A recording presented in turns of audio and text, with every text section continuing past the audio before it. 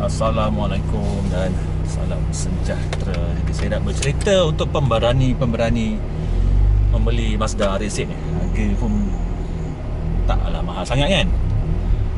Tapi saya bolehlah share some tips Biasanya RX yang selalu rosak yang korang selalu tengok dekat social media tu, biasanya auto. Jadi adalah sebab kenapa saya tak menggalakkan beli auto lah kan. In fact, kawan saya pakai auto, enjin dia rosak 3 kali, termasuk enjin keempat lah sekarang ni. Jadi saya tak sure kenapa auto ni suka rosak. Jadi kawan saya, geng RX yang pakai manual ni pula,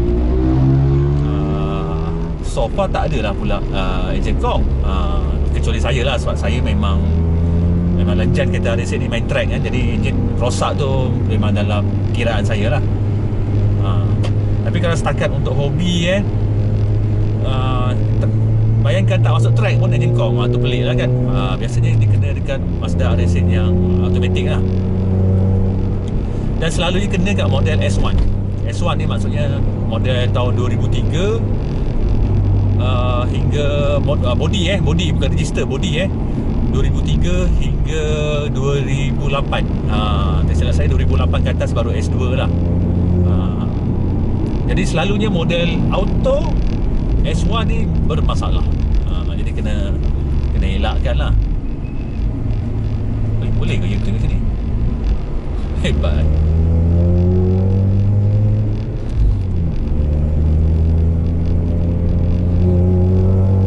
Jadi kalau boleh belajarlah bawa manual, pergilah sewa kereta kan, bawa manual. Sebab Mazda RX ni, rotary ni, sebenarnya dia memang nak transmisi manual. Sebab apa transmisi manual ni, dia mempunyai extra power untuk tarik bodi kereta yang berat ni. Berat dia 1400 kilo kereta ni.